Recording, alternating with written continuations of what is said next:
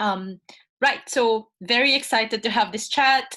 What we are doing today is we will be talking about concepts like agency, freedom, consent, and coercion in feminist debates.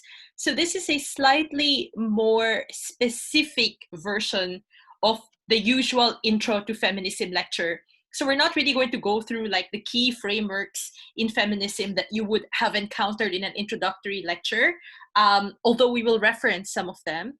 But instead, we're going to have like slightly more philosophical conversations about how to navigate debates on choice and agency in particular. So I have a fairly short lecture actually, and then after which I'd like to welcome people to post questions on the chat. I will read the questions out loud and answer them. Also, comments are very welcome. If there's something that's not very clear when I'm explaining it, so perhaps it's a definitional question or if I'm speaking too fast, please feel free to flag that as well on the chat and I'll respond to it during the course of the lecture. All right. I have a short presentation to share as well. Okay, cool. So I think it's an important place to start is to ask ourselves why we seem to be so concerned with the question of freedom, agency, and choice, particularly for women and gender minorities. Like why is choice so important in these conversations? Now, my work deals specifically with sex workers who identify as heterosexual women. So a lot of my examples will revolve around that. But a lot of what I'm saying actually really does apply to oppressive situations in general. So why is choice so important in feminist conversations? Largely because women have historically been deprived of freedom. And this is through a combination of formal and informal political, moral, social, and economic regulations. And I cannot emphasize enough the weight of informal regulations as well. Because even if like formal equality is written into law already, or some of these like discriminatory laws have been abolished, culture has legislative and normative weight. And in some cases, what is accepted as cultural kind of becomes de facto the law. So the law on the books isn't always the same as the law in practice. And this is something to keep in mind in debating, right? When talking about whether someone is truly free. And what are some of these restrictions? Like what do they look like? What did they look like? So historically, women have been denied voting. I mean, increasingly, most women can now vote, but the effect of that historical disenfranchisement in terms of their access to political networks, their ability to politically mobilize, and to like a lot of these like networks have ossified already around men. And therefore, it's harder for women to break that barrier, even to just like run for office and succeed. So restrictions on movement are felt more strongly by women. In regimes of labor migration, for example, the state is more likely to regulate the migration of female workers rather than male workers. For specific occupations like domestic work or entertainers or women who work as entertainers, because of the perception, I suppose, and there are many perceptions behind this, like the worry that women moving away from home would destroy the structure of the family, or the construction of women as just more vulnerable and therefore more prone to danger when they are away from home, plus the fear of women becoming too urban and too cosmopolitan and the destabilizing effect on the community when they come back home. So all of these like bundle together to create more restrictions on, or at least to motivate lawmakers to support more restrictions on women's movement. Reproductive and domestic burdens are traditionally borne disproportionately by women. Economic restrictions. So in some places, there are still discriminatory laws on land ownership and property ownership. Like even if women make up more than half the workforce in the agricultural workforce in developing countries, they own less than a fourth of the land anyway. Restrictions on speech and dress, which are both, you know, formal and informal. Some things are just less acceptable or seen as less acceptable when said by women. Historically, women have also been denied political representation or the ability to advocate for themselves. Only 1 of 5 parliamentarians globally is female. We've only had like fewer than 30 female heads of state in the history of time, which is obviously problematic, and obviously denied sexual and reproductive rights as well. So because of all these like structural barriers around women's autonomy, the debates on agency become quite salient. One thing I critique as well, though, is there is a reaction, sometimes from feminist quarters as well, uh, to these forms of oppression, to simply characterize women as victims and as passive actors, which is a common identity. And a lot of times, sometimes women also mobilize around this identity of the wounded victim. And a lot of the political capital is derived from images of suffering and images of hurt and pain, which is valuable, but I critique the limits of that as well later on. But this is a common, this is a common identity that is attached to women, especially third world women, which then becomes the basis for intervening to save these women. Like I'm sure many of you were, I mean, this was an EUDC final at one point, right? Are familiar with the discourses around like invading countries to promote women's rights. Never mind that women's rights have not really improved in those countries. All right, so that's why choice is quite important. Now, let's talk about agency then. It is a really slippery concept. And even in the scholarship, it's a contested concept. And feminists have a slightly different conception of agency to some of the more like traditional political theorists. So there are a few things to get out of the way first when we talk about agency. One, agency is not the same as action, right? Not everything someone does demonstrates agency. If someone had a gun to my head and was asking me to do something and I did it, that's not an agentic action. It's an action, but it's a very objectively, explicitly coerced action, right? So let's not fall into the trap of anything someone does is therefore agentic. Agency is also, and this is quite important in the debate bubble, it's not the same as being liberal, right? It doesn't mean that when someone is choosing to conform to specific norms and potentially upholding some of these norms that we may find problematic, that therefore they are just dupes of power, or that they are just like manifesting a false consciousness, or that they have zero agency in the matter. There are many things we do that conform to what some of us would consider to be traditional values or problematic values or patriarchal or capitalist values, and yet we don't think of these things as non-agentic, right? But somehow when it's women, we tend to judge women more harshly when they do things that uphold traditional values. And I'll have that chat when I discuss sex work as one of the case studies. So there is a really good feminist scholar, Saba Mahmood, who makes the argument that she talks about the construction of female identity around women who wear the veil in Egypt. And she makes the argument that we should not assume that we are always talking about individuals with a liberal, transgressive ethic. Like why do we put so much weight on the idea of a liberal subject, which is a very like male enlightenment type of subject? Agency can be exercised even in conforming, if that increases the freedom that an individual experiences, or if that increases like an individual's like sense of self-actualization. Of course, there are limits to this, and we will discuss those too. The best definition of agency that I've encountered is from Carissa Shoden. Carissa says having agency involves both deliberating on choices and having choices on which to deliberate, right? So it is a product of the individual capacity to act and the conditions that facilitate action. We'll unpack this a bit more because it's quite dense. But briefly, in debates or in life, what are the things we are supposed to be looking at when we are evaluating agency? So we're looking at the subject, obviously, who is acting, and the conditions within which they operate, right? Particularly, not just their actions, but the conditions that also produce their self-understanding. We'll talk about that in more depth in a bit. The next point I want to make about agency, which Carissa also makes, is the development of agency is a lifelong process. So it's very hard to to try to think about agency in a mathematical formula way. So it's hard to like identify specific snapshots of an individual's life and be like, ah, yes, agency, no agency, because a lot of times agency is complex and changing. So I'll give you one example from my work.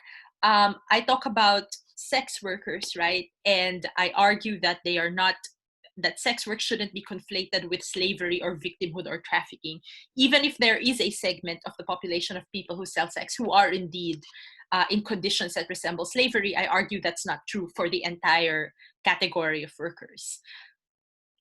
The tricky part about this is a lot of women's first experience of sex work indeed happens when they are minors, and under certain situations of duress for some of them, not all, but under the law, it's quite clear cut, right? If you're a minor, that is a trafficking situation.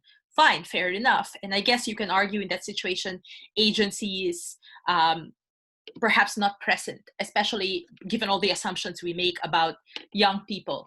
At the same time, they continued to stay on in their work, even when it was possible to leave. So no one was actively forcing them to stay on. The situations they were in were not violent. At any point, they could have left. And indeed, some of them have left, but then come back. And so you ask yourself, this is a different person at 2 points in time, right? The minor who perhaps was like, let's say, coerced into sex work when they were a minor is not the same self or person as the self that is staying in it or choosing to return to it when they are in their 30s or their 40s.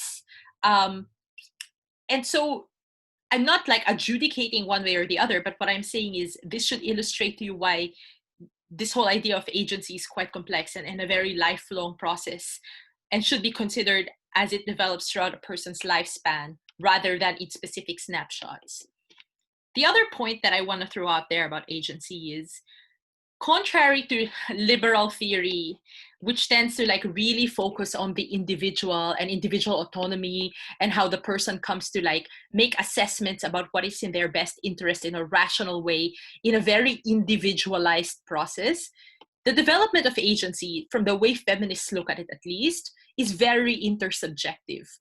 It involves being able to make sense of the world by interacting with other people and understanding how our decisions are affected by and affect other people. So and this is where like I say that the historical deprivation of choice has hurt women, right? Because our ability to come together and make sense, or any social group that is marginalized, and make sense of our experiences and make them legible, like put a label to them, or even identify them as valid or true. So you hear this meme of I feel seen, right? And to some extent, this is what the Me Too movement was about. That's a resource.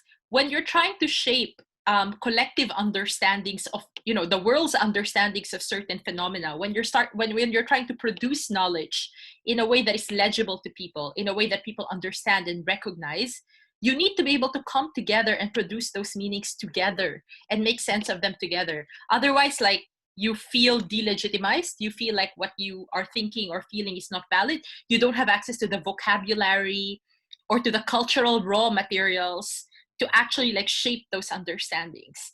So which is why consciousness raising is so important in conceptions of agency, like spaces for oppressed people to come together, validate each other, and then like kind of make sense of their experiences together and come up with a story and a version of those experiences, usually to counter like hegemonic narratives of society and structures, right? So my version of agency is one that puts a value on intersubjectivity and not just the individual. All right. Now, let's come to this other common, sorry, I'm just trying to make sure that I also have access to the chat. This other common debate within agency of the self versus society debate. I think this is a really misguided debate. And in fact, and even in the context of debate rounds, I don't think you really are going to win by a very simplistic characterization of, oh no, people have full and informed consent. No one really has full and informed consent. I mean, there's a legal bar and there's also like a philosophical bar, right? There's no real neat distinction between the self and the society. Like, that's a liberal fantasy that is just like a lie. we are all shaped by the norms and discourses and material realities around us from the moment we are born. Even the fact that we are all designated as a specific sex, right, is something that we don't have control over. And that's not something that's inherent or natural. Like that in itself is a discourse, like a system of structuring the world and believing the world that is being imposed on us, right? So even biological identities and how we are supposed to interact with and embody our biological identities are things we don't decide for ourselves. Some of these things are predetermined for us.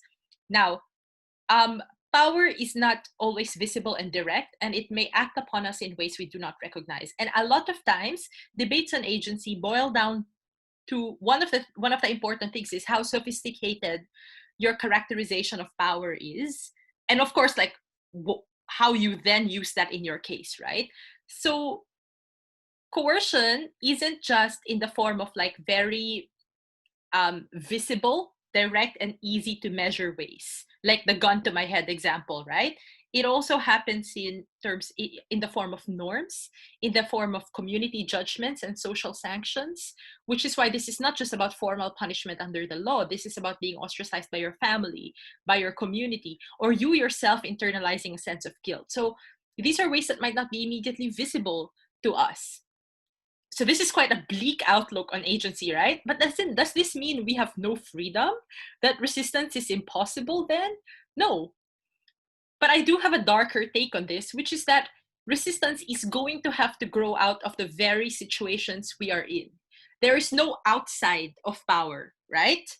So the best way to do this, and even in debates, is to accept this tension, that there is some structural determinism that exists that we cannot escape, but that we are still able to remake ourselves, refashion ourselves, resist these forces, and understand the forces acting upon us. So a lot of feminist scholarship is simply just awareness raising and trying to like shed light on these forces acting upon us. Now, it doesn't mean we'll always be fully aware or we will always like beat them. A lot of times we don't really, but awareness is the first step there, right?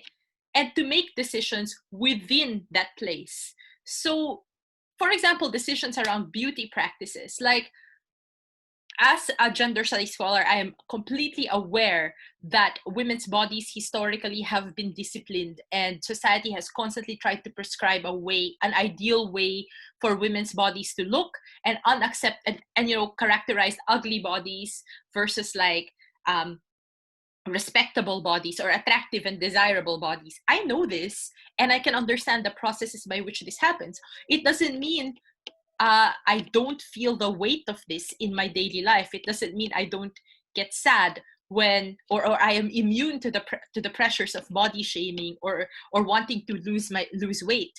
And I think a feminist practice would really just embrace that tension, being aware of that and trying to do some work to resist it, but also recognizing that you can't completely transcend a lot of these values. And for some women, it becomes a question of picking your battles and identifying a way of being that maximizes that freedom, or at least perhaps partially resisting and remodeling how you interact and engage with these norms.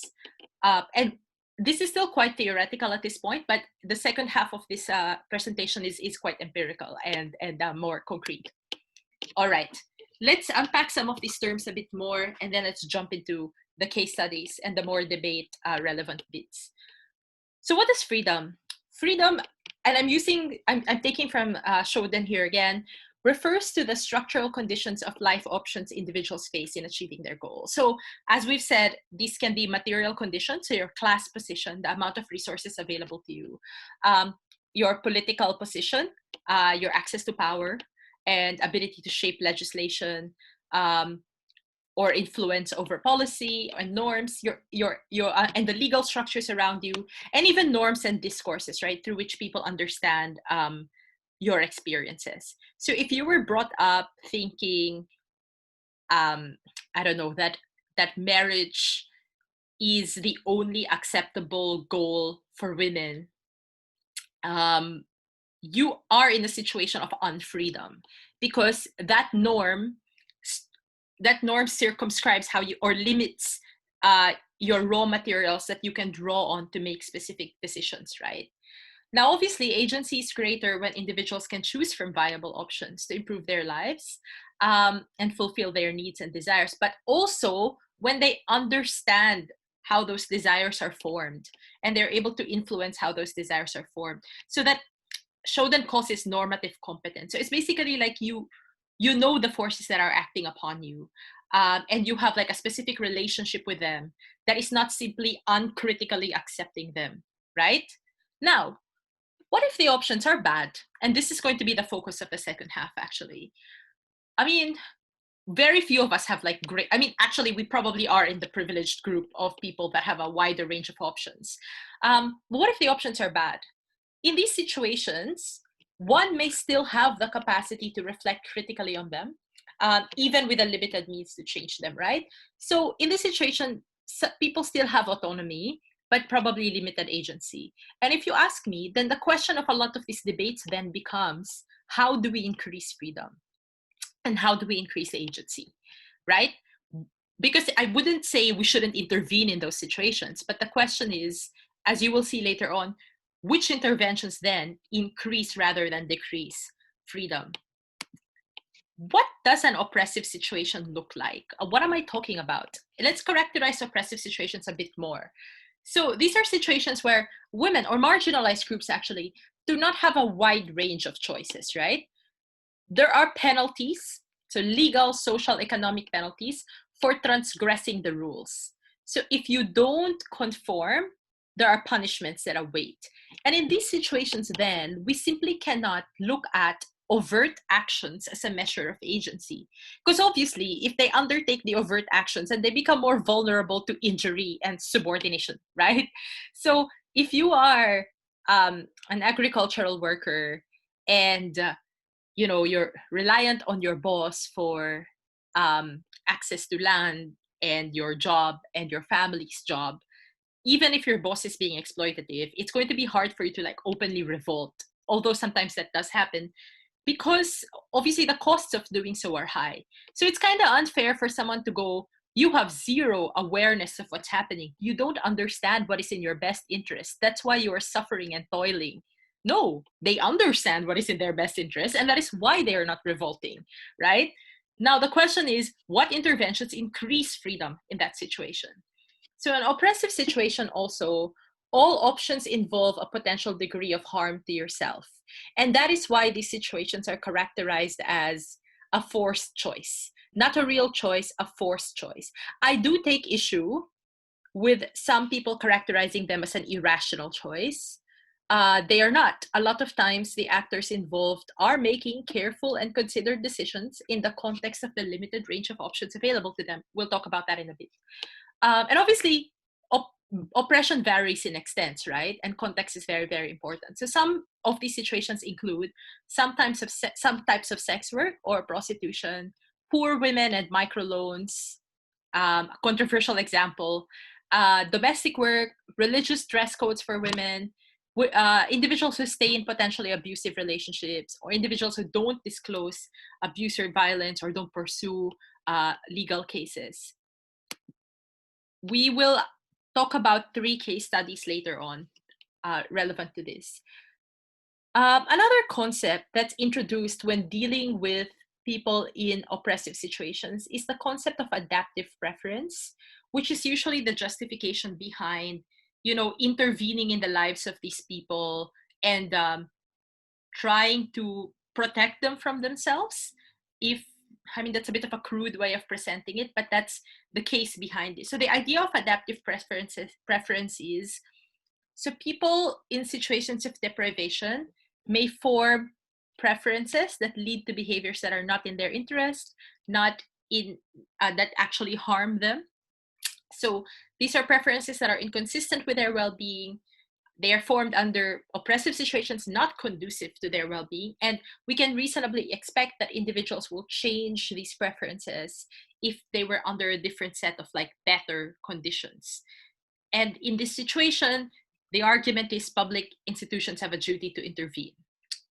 Fine, fair enough. And this is often used in defense of rescuing individuals who sell sex, or individuals who are experiencing domestic violence, banning religious dress, banning whitening products. fine. I do think one important question here is, who is making these judgments? And can we ever make these judgments? I think we can. I think it is possible to say certain behaviors or certain conditions endanger a person's well-being. But I do want to bring us back to, we need to be critical of who is making those judgments. And we also need to be critical about the effects of our interventions. Cool. We now move on to the more practical part. Who are the authorities in this situation? Who gets to say, this is not in your interest, human? I mean, we do have objective metrics, which I don't discount.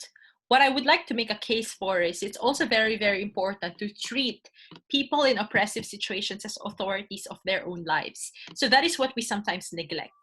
Like, we tend to assume that they don't know what is in their best interest. They can't adjudicate it. They're too damaged, too unaware, lack information, are subjected to a false consciousness. So there's a tendency to patronize these people, especially in situations where they reject values that seem self-evident to us. So the first thing I would say is to reject that urge and to try to understand where these people are coming from. So here is one example. Within the gender minorities movement, there is a split over the emphasis on marriage as a goal, as a political goal, the right to marry as a political goal, or sexual rights as a political goal, or even the engagement with the human rights discourse in general as a regime, right? And some members of this community are like, but the human rights discourse is actually conservative. And if you think about it, the discourse around granting sexual rights to minorities is usually framed in the language of love. Like, love wins, which is still like a very traditional value that potentially is still tethered to like the heterosexual idea of the family, a very middle class conception as well. I mean, of course, you can argue that we can destabilize that norm and challenge it, right? But fair enough, and I understand where these people are coming from. So some people will say, you don't understand what is in your interest politically, you are incorrect for rejecting these things. But actually, like, trying to understand where these people are coming from and saying, we're not actually enfranchised by these rights. As a matter of fact, they are just another tool, a more liberal tool this time, of, distinguishing between legitimate and appropriate relationships and sexual lives and inappropriate ones. And they actually make it worse for us rather than better. And later on, we'll also see how this applies to the case studies. The other thing I'm going to say is the way we understand the problem and the solutions we prioritize, as I've said, must always be driven by the target group, even if you bring in experts who can talk about like various approaches to identifying well-being. So Amartya Sen has a pretty extensive theory of well-being. Martha Nussbaum's capabilities approach is great. You have a lot of like sociologists and anthropologists who think about questions of human flourishing and what it means. You have Maslow's hierarchy of needs, which I find to be quite simplistic, but it's not a bad place to start. So you have all these people theorizing on what the good life looks like or what well-being must look like. Fine. They're important. At the same time, the target group to which we are directing our interventions should also be treated as authorities in this conversation. And I guess my beef is a lot of times they are the ones not included. All right. What kind of interventions though? All right. So as I've said, first try to understand where the oppression is coming from, right? Who are the sources of the oppression? What are the consequences if people behave one way or the other? What are the options available to them? So try to make sure you have a robust understanding of where the oppression is coming from. One pitfall that people fall into in debates about these things is we are too, and I can be faulted for this too, we are too excited about putting a positive spin on specific actions and just assuming that the individual is immediately subverting or reclaiming oppression or oppressive structures, right? So even with sex work, one thing that kind of makes me a bit uncomfortable in very liberal defenses of sex work is this argument that, oh, we are reshaping norms of sexuality and we are turning women into empowered sexual subjects who are in control of their sexuality. And, we are challenging the traditional model of like the exclusive sexual contract where women should not have sex outside marriage. And I'm like, all right, fine, fair enough. But and that is true for a selected group of women and sex workers. But if you do talk to the majority of sex workers, that is kind of not their intention when they get into sex work. The intention is economic survival. So we must remain faithful to that, right? So, or sometimes people are just like too quick to put a positive spin on, oh, pornography, but it increases people's sexual education. I'm like, yes, but not, I guess not, I wouldn't be as optimistic or as quick to draw on those links. So I think in these debates, it is important to acknowledge the systemic links of oppression. But as we talked about resistance, right, it is also important to say this doesn't mean resistance is not possible. But it is having the skill set to explain how this process of resistance and transformation happens incrementally while acknowledging the best grounds of the other side, right? And or alternatively saying that the other side is making it worse. So in the context of cosmetic surgery, for example, I wouldn't be too quick to put an absolute positive spin on cosmetic surgery immediately and to say, oh, no, this is people making an informed choice about how they look, and this is an empowered choice, and it is rooted in like some neutral conception of beauty or aesthetic, or it is people like fighting against the birth lottery and it is completely positive. Like some of that is true, but not all of it, right? There are still like fairly sexist standards of beauty and appearance and racialized standards of beauty and appearance, hence the popularity of whitening creams as well, that exist. And it would be kind of tone deaf to pretend that this is like completely a free choice. And in fact, it becomes easy for the other side to say the danger of this is it is a false choice masquerading as a free choice. And the other side has fallen into that trap, right? So I think it's better to be more honest and be more modest about the claims and to say there is resistance happening here because the options that people have are quite limited and narrow. And even if they eventually don't end up with absolute freedom, they end up in a better place than they previously were. And freedom happens incrementally, right? And so in that situation, the life outcomes for this person still improves. And yes, concede that there, for things like sex, there are very deep-seated cultural meanings, and it has always been like, I guess, practiced in a way that favors like heterosexual men, with them feeling a sense of entitlement to women's bodies. That is true. But what are you going to do about it? Are we just going to sit back? What is the feminist strategy in this situation? Shouldn't the feminist strategy then be trying, so it's not the act itself that's the problem, but the cultural meanings behind the act, right? So shouldn't the feminist strategy then be to try to transform those cultural meanings behind those acts, rather than kind of reinforcing that these things are central to people's identity? So with porn, what might be some feminist strategies with porn? So fair enough, we do want to ban the worst forms of porn, and we obviously care about workers' rights in the porn industry. Like that would be something I think is important to fight for. But I don't think that banning porn altogether is actually a wise feminist strategy.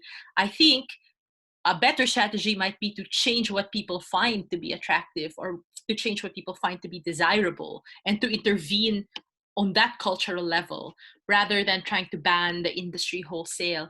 Or likewise for cosmetic surgery, to not remove people's power to alter their appearance, because the birth lottery is not just, right? That's not something they choose, but to work towards more inclusive standards of beauty and self-acceptance. So another thing that you might want to work on for debates about people in oppressive situations, especially stigmatized situations, so we're talking about individuals who use drugs or individuals who sell sex, is I think an important goalpost or criterion for winning that debate is which side destigmatizes the behavior. So which side is reinforcing stigma and which side is removing it. stigma is quite important. I mean, on its own, because people don't deserve to live lives feeling constantly humiliated and shamed, right? And feeling, dehumanized. At the same time, stigma is connected to other, like, more practical outcomes, like a willingness to seek medical help, a willingness to seek to present themselves when they need health advice, a willingness to access justice or engage with the state or engage with the community, which is linked to mitigating harms, which is linked to safety and health outcomes. So I think when you're talking about oppressed and stigmatized minorities, one way of flipping the debate would be to talk about which side destigmatizes the behavior.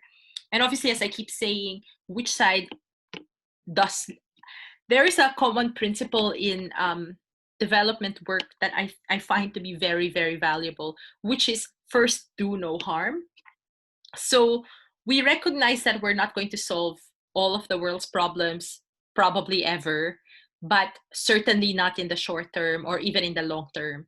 And so if you are not sure that the outcome of what you're going to do is positive, maybe don't do it instead, because you might actually be making the situation worse on many levels. One, because there's an opportunity cost, right? Because what you are doing is displacing other things in terms of resources and political capital. But two, because you might actually it might actually result in unintended consequences that make life worse for the people you're trying to help. So one example here would be the relationship between Japan, the United States, and, well, the Philippines in the context of migrant female workers. So there are a lot, in the early 90s, late 80s, there are a lot of Filipina women who were migrating to Japan to work as entertainers. Some of them eventually worked as sex workers too, but not all, right? So this, like, gave rise to a panic. So United States, which styles itself as the global authority on anti-trafficking, which is really ironic given how they treat their migrants, right?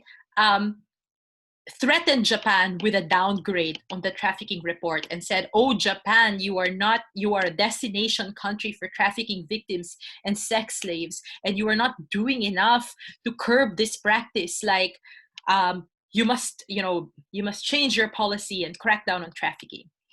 What did Japan do? A reactionary policy of saying, okay, we will now increase the barriers to entry for women. So not just any woman can enter our country to work as an entertainer. This time, you must invest 2 years into training, like in dancing and performing arts, before you can get your entertainer visa. And we are also restricting the number of women that we are allowing in. So the hope was that if they're allowing women in with more professional skills, based on my interviews, sex work is actually not easy to do, but with more professional skills, so that they're not vulnerable to, selling sex. One would think that from an economics perspective, that this is really going to backfire, and backfire it did. What happened now? So now the cost of migration has increased for these women, because they have to play middlemen and brokers to participate in this effing 2-year training program, which increases the cost for them, which means when they go overseas, they're already in debt, right? Because the investment to be able to secure that job is greater. And because they're already in debt, it becomes harder for them to report abusive employers, because you don't want because what happens in that situation is you generally just get sent back home, but your goal at that point is to recoup the investment first, right? Second, if you're already in debt, then doesn't that make you kind of more vulnerable to doing things you otherwise would not have done? Which is exactly what happened. But the intention behind this was to save people, right? And this is in that situation, I would have argued that even if the world prior to the intervention wasn't great, that was probably a better world than the world after the intervention. So again, it's a really valuable thing in debates to say, if we're not sure what the solution is, let's not do it, because you make things worse. Let's talk about our case studies. But actually, I'm going to pause here before, there are just 3 more slides left before discussing the case studies, to see if people have any questions. which I am trying to go back to my Zoom, but can't.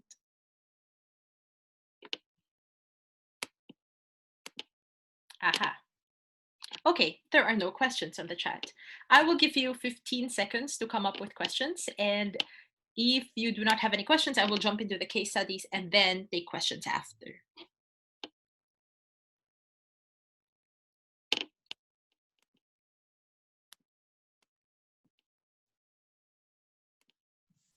I think I have a question, but it's a very specific one. Sure. I've been in a debate considering the burqa ban when it comes to women in the first world countries like France, Germany, etc. Mm-hmm. And when it came to the argument that these women these women do not want to wear those burqas, even if they say they do, because the burqa is a symbol of oppression, thus they are kind of brainwashed into wanting that. And here I was struggling to find an argument to explain why the burqa is important to that woman.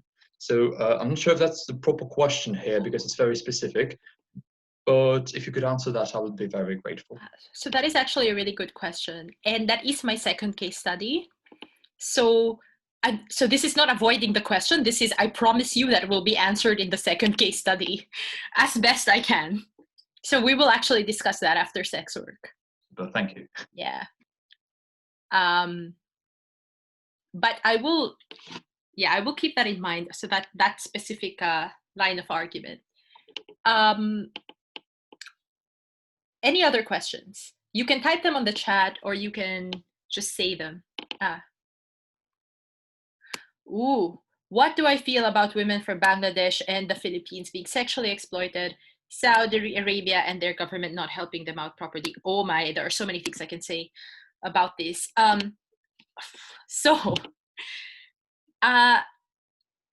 do think that a world in which not just women, but also men of a country are unable to find jobs in their country such that they have to look elsewhere in order to feed their families or for better life prospects really sucks. And that is a structural form of coercion, right? Like you can't find anything back home, so you have to go overseas.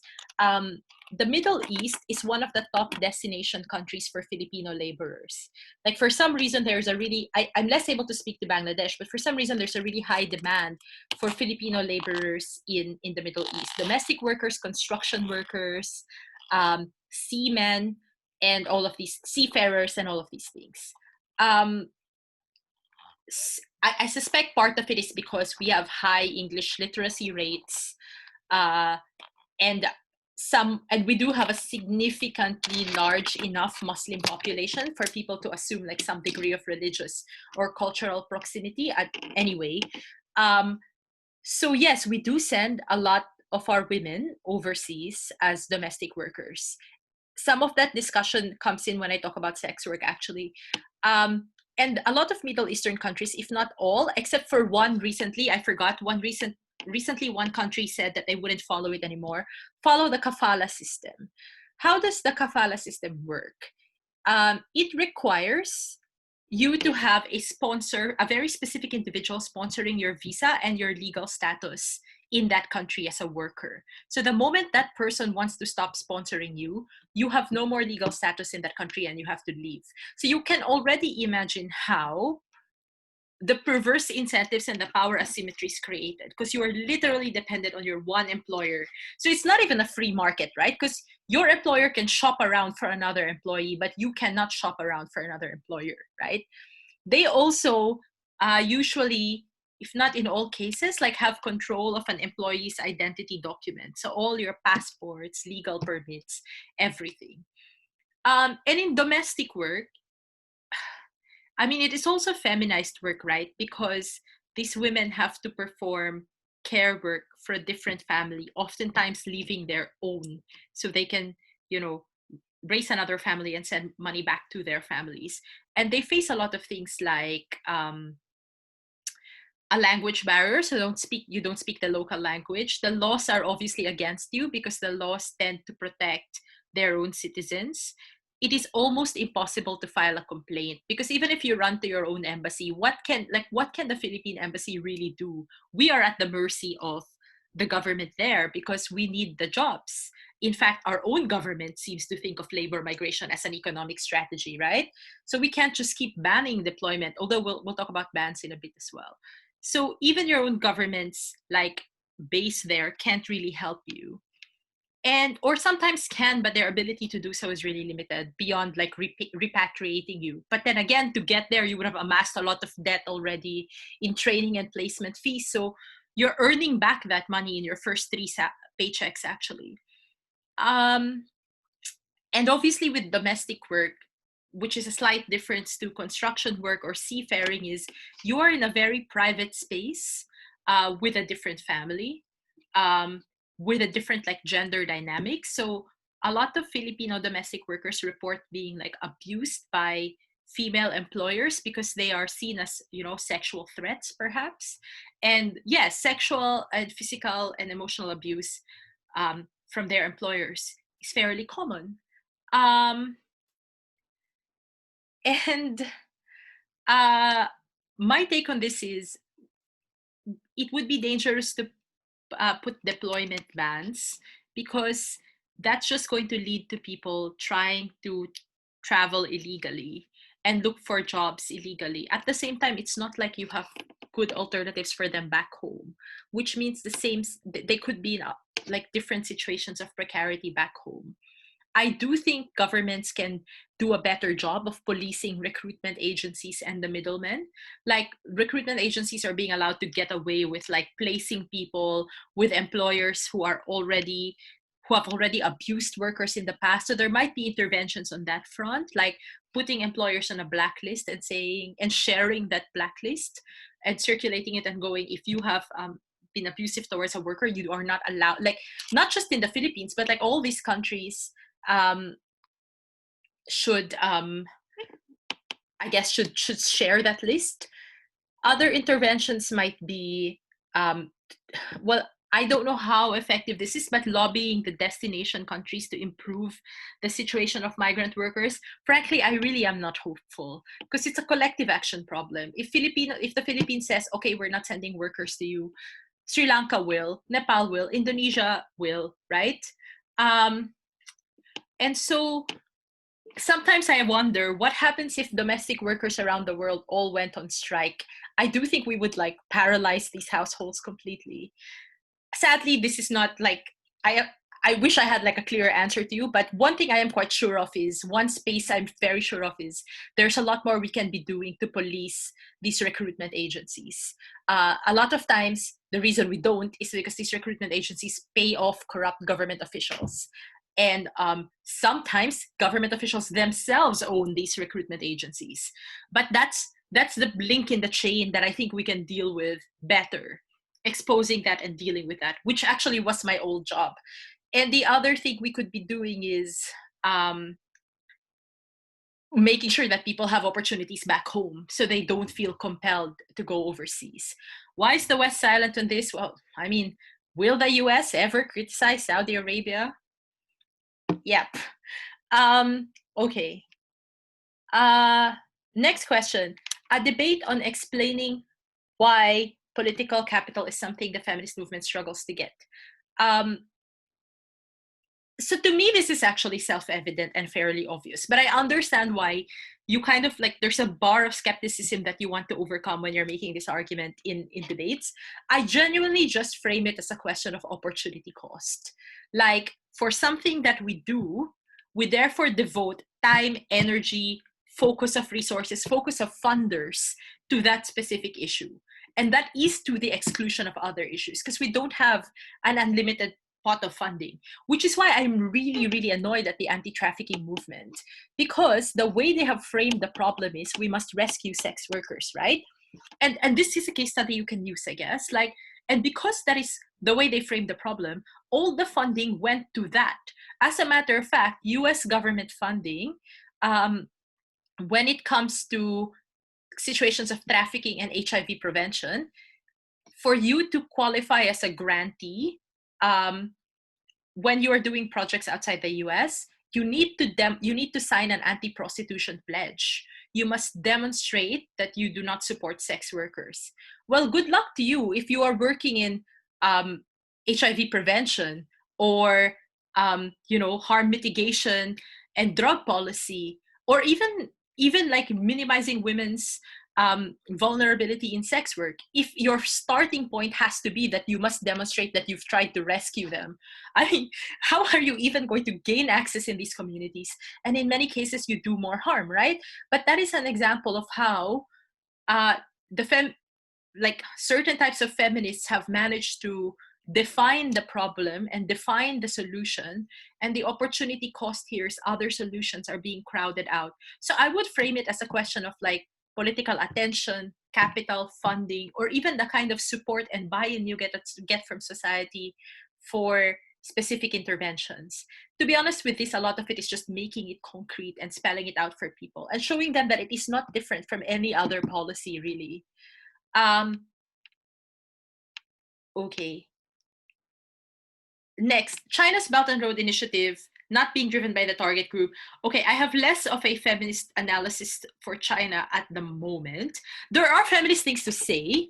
I think what I will say here is this is a result of China having being very strategic in terms of electoral capture, like bankrolling the elections of key heads of state. And in the case of the Philippines, for example, China has a lot of influence over Duterte. It's increased soft power as well, portraying itself as a better alternative to the West, but also just a question of like countries lacking options. And China, the Trans-Pacific Partnership collapsed, right? And so China and the World Bank and the IMF have a pretty bad record of like screwing over countries that they lent money to because of their emphasis on austerity. And so in this situation, China has leverage over these countries. And as more and more countries sign up with it, it becomes harder for the other countries that don't, because they get frozen out of other deals, right? So it's a collective action problem, and it's also a question of leverage, and it's also a question of a vacuum because there's no one else competing with China on those terms. And we have to consider that politicians are self-interested. So they take the loan out now. They have like lots of infrastructure projects, and obviously lots of cuts and kickbacks go to their pockets from this. And who cares if the country's indebted later on? They're out of office by then, and they've had already enriched themselves. So that makes it very structurally difficult to resist. How do we protect women when public institutions actually intervene and make things worse for women?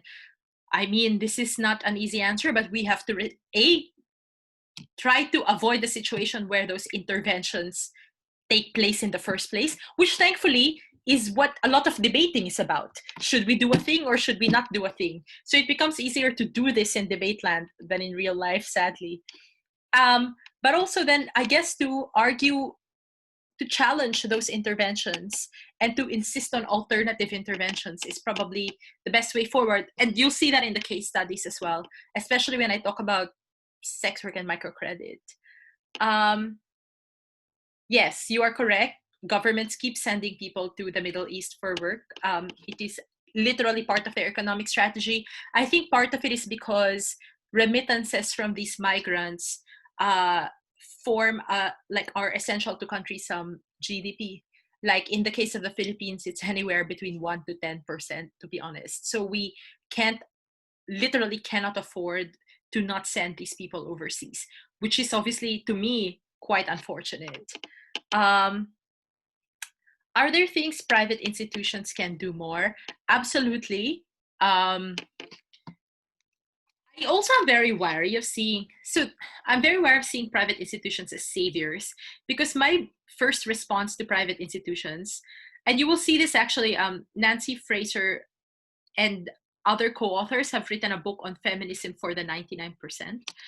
They should clean up their own acts first. Like, private institutions within their organizations should make sure that they are compensating laborers properly, that they are not discriminating against women and women of color. Because a lot of times, a lot of their gender equality initiatives can also be seen as like window dressing or very tokenistic.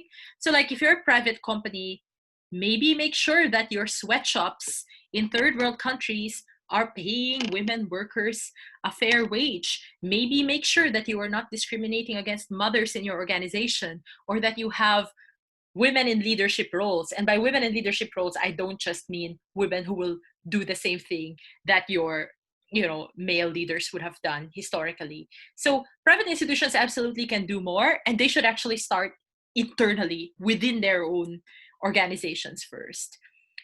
Oh, how does one fight for women under an admin like Duterte? There are two strategies, actually. One is obviously to constantly point out why what he's doing is bad and to build an evidence base. The problem is Duterte, I have actually written a piece on this. Duterte is wily. He's not sexist in the same way Bolsonaro or Trump is, right? So Bolsonaro is like, I hate feminists. I am going to crush feminists. I'm going to crush LGBT rights. Or Trump as well, like you can feel the disdain for women.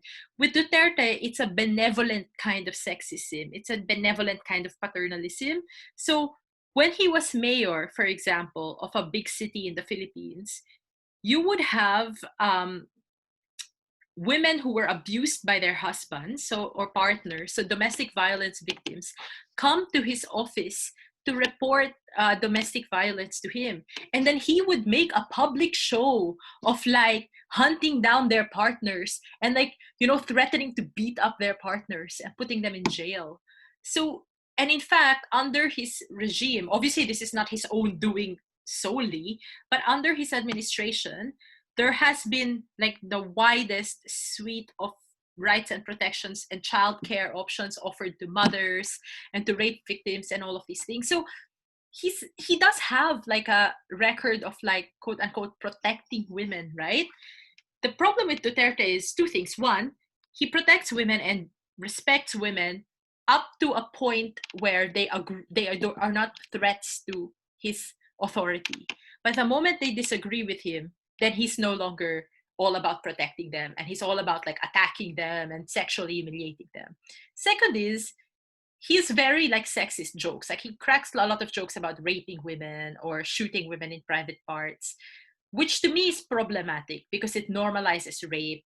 He jokes a lot about raping pretty women, right? Or backing his soldiers up if they accidentally rape women. So obviously all of us see why that is problematic, because there are effects on social norms and what people consider to be acceptable or unacceptable, especially if it's the president of a country doing it, right?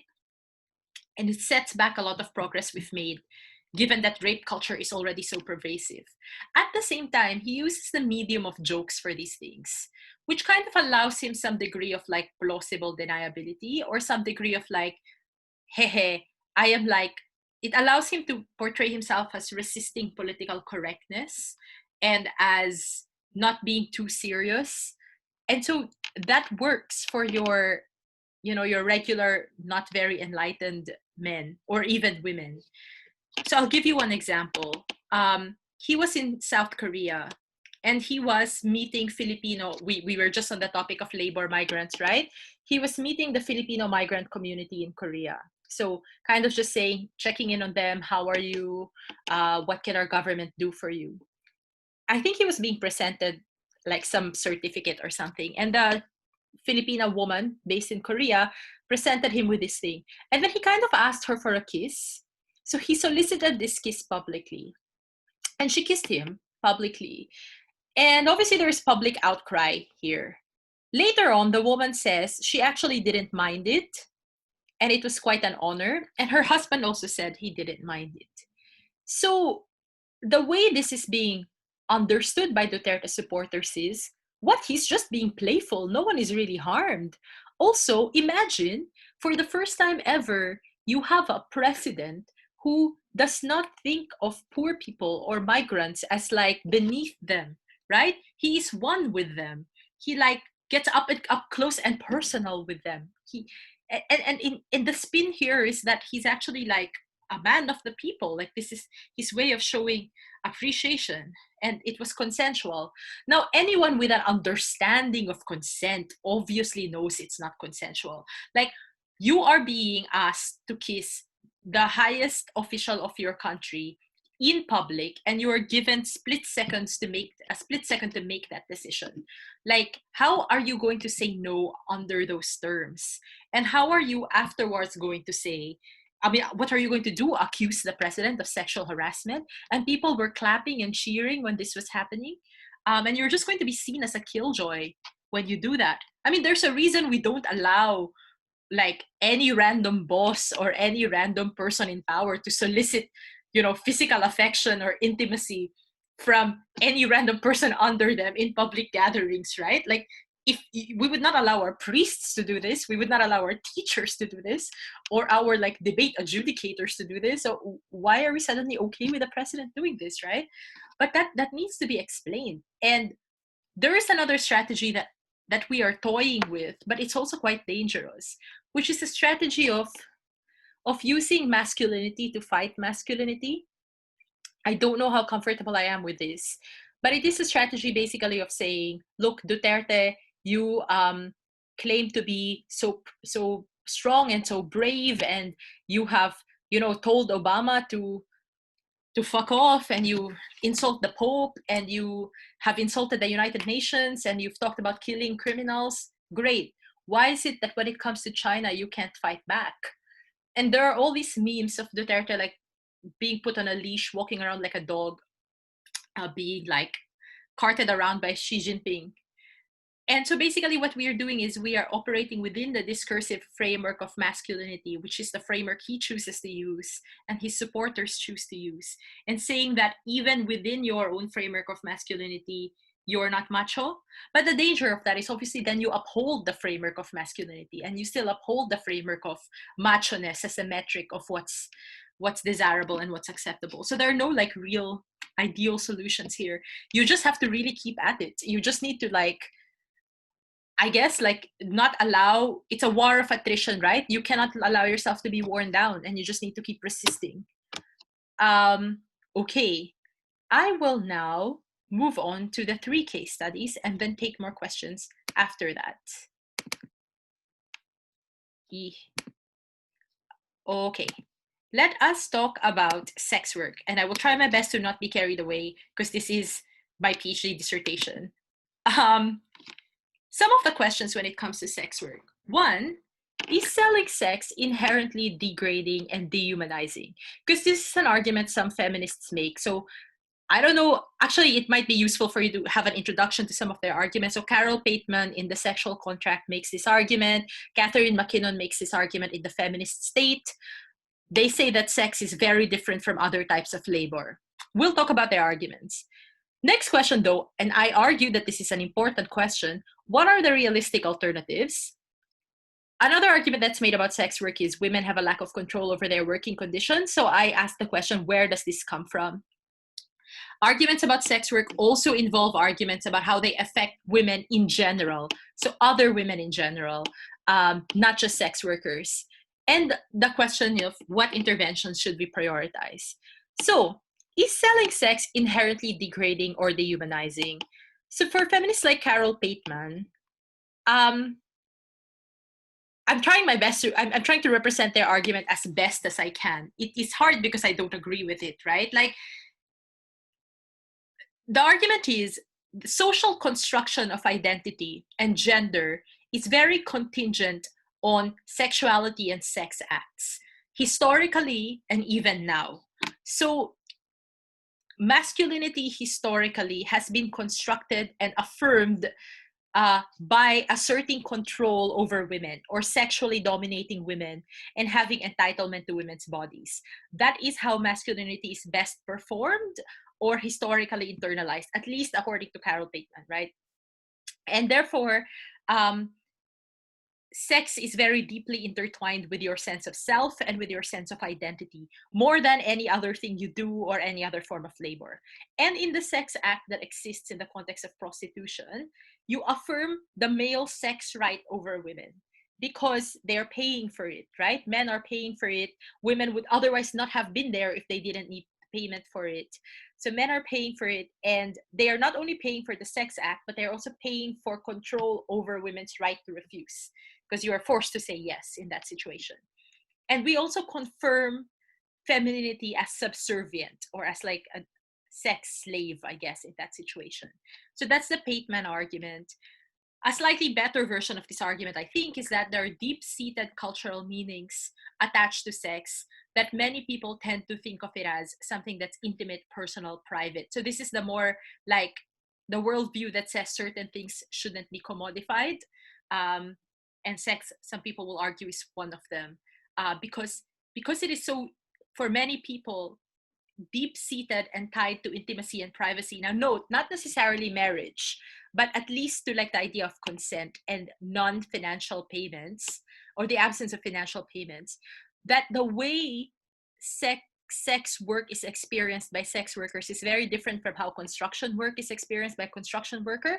Like, both are embodied forms of labor. Obviously, for both you need your body, right? But in the context of sex work, the separation between the self and the body is harder to enforce.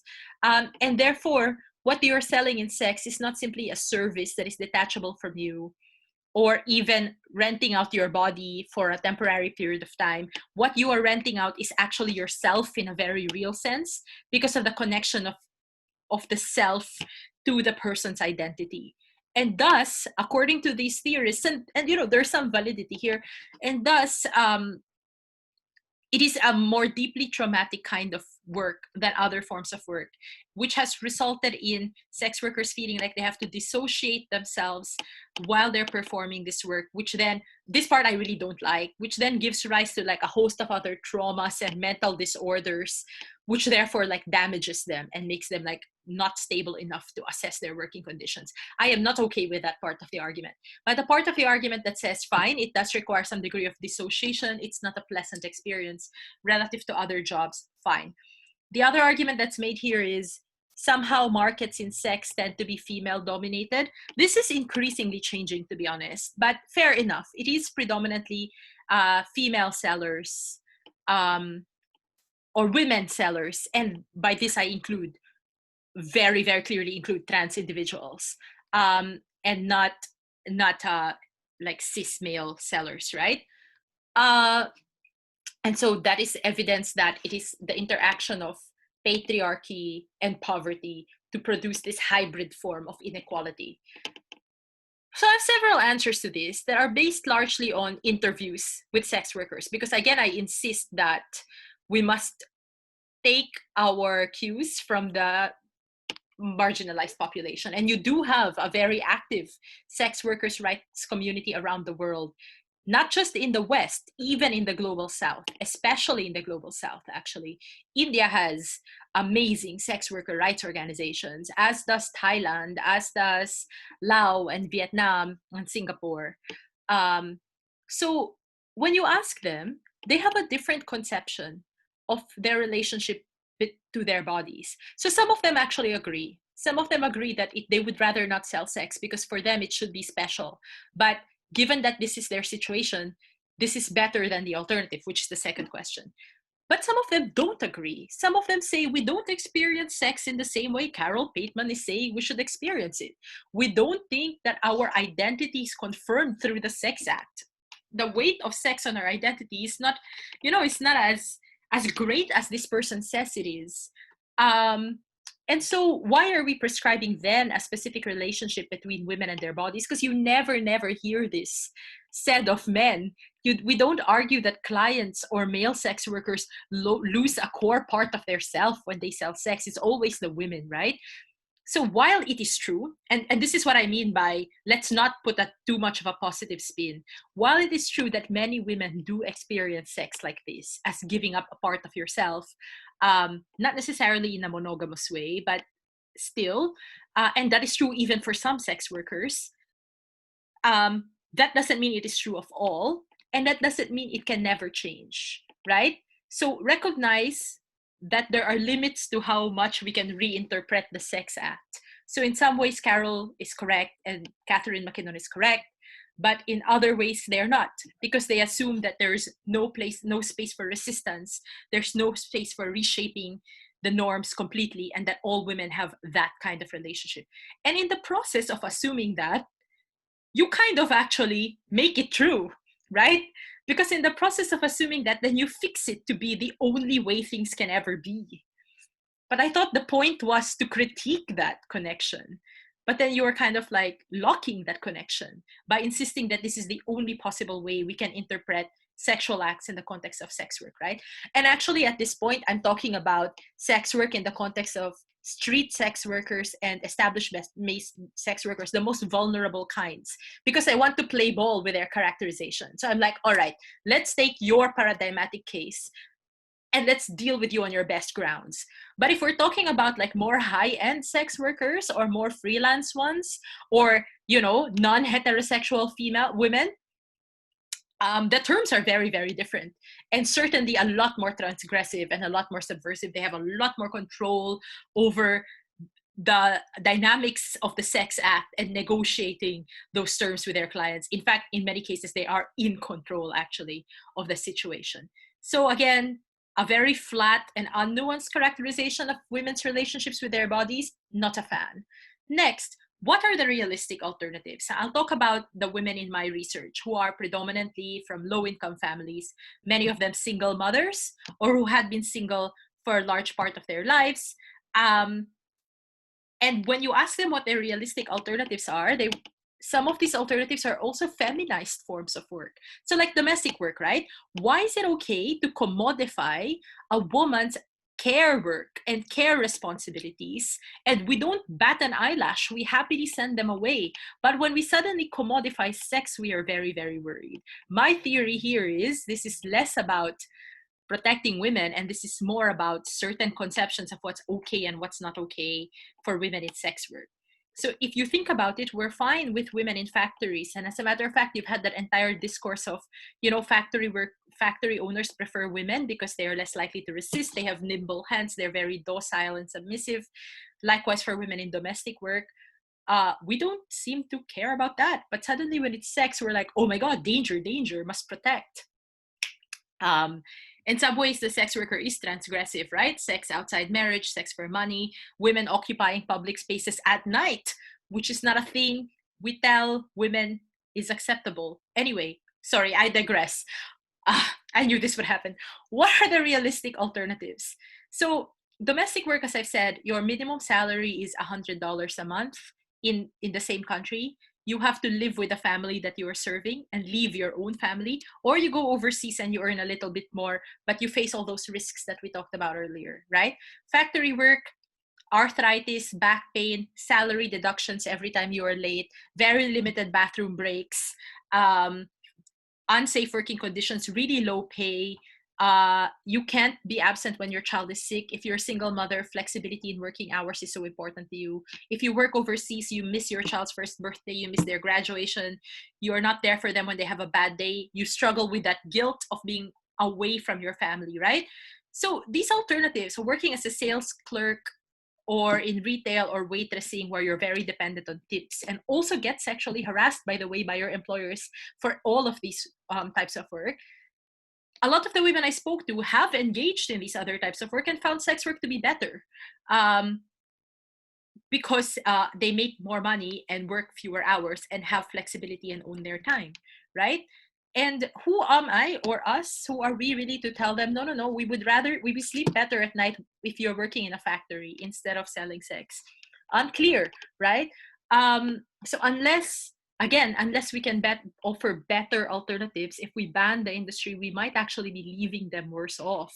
Like, how many hairdressers can you really have in one community? And how many small vendors can you really have in one space, right? Like, so unless you are sure that you are offering this person a better life, maybe don't disrupt their life and maybe work towards increasing their control over their working conditions rather than, eliminating an option. Which leads me to the next question. Lack of control over working conditions, where does it come from? It is true. There is violence that sex workers experience from clients and from third parties. So I don't use the word pimp because it is a racialized term, and I don't want to get into detail here, but I think like the more responsible term is third party. And yes, so there are some cases of exploitation and coercion there. Across the board, talk to any sex worker rights org anywhere in the world. I promise the main threats to them are the police. It is not their clients, it is not third parties, although those are also abusive, but it is actually the cops. And people are silent about this when they talk about rescuing sex workers. Who's on the front line when you rescue them? The cops.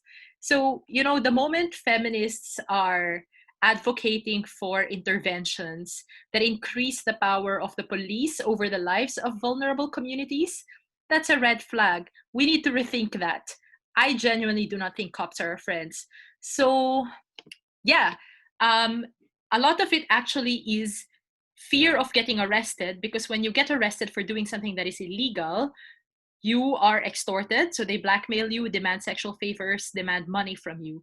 Or preemptively, cops already know that sex workers are afraid of being arrested. So there's like a system of collecting bribes so that they don't arrest you in the first place. You know which clients are the worst clients? The cops. So because they don't pay, or they are abusive and they get away with it, and there's nothing you can do against them. Whereas with other clients, you can kind of band together to collect money, or you can send your third party or your manager to go after them, or you can, get into some management arrangement with a hotel or the motel and say, you should not let the client go unless I give you the go signal. I'm bringing business to your hotel, but you also protect me by making sure that if I am abused, you come in and intervene. So all of these things, all of these like arrangements that sex workers have developed to protect themselves are not possible when you're dealing with cops. So my argument actually is increase their control over their working conditions, allow them to unionize, allow them to publicly lobby and advocate for their rights, which you can't do if they are criminal, and reduce the power of the police over their lives. Like, let's not, as feminists, it's very dangerous to always give the state control over protecting us, because sometimes that backfires, because agents of the state tend to be quite masculine and abusive in character, especially the police force. And I think a similar debate is happening for Black Lives Matter. So a huge debate between middle class, upper class, white feminists and Black feminists is, how much do we rely on state institutions to protect us? So obviously, domestic violence is a problem. Obviously, rape and sexual assault are problems. But what approaches do we take? For some of them, the whole approach of call the police is not their preferred approach, because they have a very difficult relationship with the police, and the victims tend to be abused in those situations as well, or it tends to escalate, right? So in fact, a lot of the sex workers I spoke to, are you going to report abuse? I'd rather not, because the cops are, like, the charges are just going to get flipped on me, the cops are going to take advantage of me. But if they have legal status, that's not going to happen. Now, is that going to happen if we criminalize their clients but not them? Let's talk about we'll talk about that when we talk about interventions to prioritize. In terms of effects on women in general, so the argument here is, if men know that women are available for sex at a certain price, then we therefore reinforce the idea that, like, women's bodies are male property, or it's just a matter of how much, and that men are entitled to women's bodies always. I'm not as persuaded by this argument, but it does give me pause. I don't think it's fair to just dismiss it. The response I have to this is, well, it depends on what you think the status quo is, because a lot of my interviewees have used sex work as a way to escape abusive marriages or abusive partnerships. So some of them have said, look, when I was married to this abusive guy and financially dependent on him, he would demand sex anytime and he would beat me anytime, and I had no control over my life situation. So if I am going to have to treat my body as a resource anyway, I would rather have more control over it than less. So I am making money for it and I'm deciding the terms, kind of, on which I interact. It's not a great situation, right? But like, in the context of an individual's life, there actually has been, actually though, the words she used, I'm translating it, the word she used was fucking my way from no freedom to some freedom. And I'm like, yeah, that's a fair assessment of your situation. And when we're talking about oppressive situations, the alternatives are all not great, right? And we can't magic wand great alternatives into existence. But like the sex worker rights movement, their conception is that consent actually becomes very, very important in the context of sex work, because you talk about the terms that on which the engagement happens beforehand. And there are very clear situations of this is okay and this is not okay. And in fact, what's happening there is they are normalizing the idea of consent and women being in control of their sexual situation rather than wanton entitlement that is kind of what exists right now. And I appreciate that it takes a while to get there, and I appreciate the responses to that argument, but those are the two perspectives in terms of how it affects women more generally. What intervention should we prioritize? Very briefly, because I'm conscious that we've hit the hour and a half mark. What intervention should we prioritize? With sex work, everyone agrees that criminalizing sex workers and throwing them in jail is a bad idea. It's just a dumb idea. No sensible person supports it. The debate is about what do we do with the clients and the third parties, because many feminists think we should criminalize them but not criminalize the sex worker. I think we should not criminalize them either, unless of course they actually commit abusive acts, but not in advance assume that they are criminals. The reason I say this is economics, and we talk about unintended consequences again. These women need these jobs. It is the source of their income. Assuming you succeed and assuming you manage to reduce your client pool, then that's going to lead to a drop in the prices that they can command, right? What's their alternative? So you increase competition. You increase vulnerability. It becomes even more likely for them now to consent to doing things they otherwise would not have wanted to do because they're more desperate for clients. If in the past, a sex worker is like, I will screen my client quickly. I'm not going to get in the car with you because something's off here. If they've had only one client for that day instead of 5 because you've managed to deter the clients, they are more likely to jump in that car despite their, bad feeling about the situation. Which kind of clients are you going to deter? You're going to deter the clients who are not abusive, the ones on whom the law has an effect, right? The ones on whom the law has no effect are just going to continue seeing sex workers. They were precisely the ones you wanted to protect the sex workers from. And also, I just don't buy this whole, to protect a worker, you kill their industry. We want to protect factory workers. We want to protect domestic workers. But our way of protecting them has been to empower them to advocate for themselves, to form unions, to lobby. We don't criminalize their clients and criminalize the demand for their work, right? So I just find this to be quite a mismatch. Anyway, I can go on for days about this, but I should pause and move on to the other case study. So the hijab or the burqa. So this is a trickier debate for me. I personally think this debate is a bit imbalanced at the moment. I do think it is harder to defend banning it. But so I think the questions you ask yourself in the debate is, what does it mean to those who want to ban it? So I think the answer there is what one of you asked in your question. What it means to those who want to ban it is that this is not a consensual decision. Women are pressured into doing this. There are professional ramifications. If you don't, you might not be able to go to school. You might not be able to get a job. Your family ostracizes you. In some cases, there are physical, corporal punishment consequences as well. Or people see it as a sign that you invite assault, and they are less likely to look kindly upon you if it happens. So these situations are coercive, and under this situation, it's never possible to make an informed choice to use it. So what we will do is we will therefore just ban it as a way to make the decision and not force the women to have to make those decisions in their individual lives. Fair enough. That's a noble reading, I guess. There is also an alternative reading, which I will get to in a bit. What does it mean to those who wear it? So for some of them, it is potentially the coerced choice that we talked about.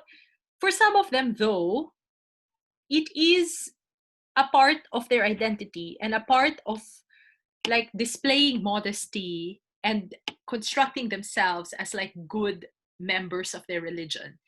Is it potentially sexist? Perhaps, in that it is a requirement that women have that men do not have.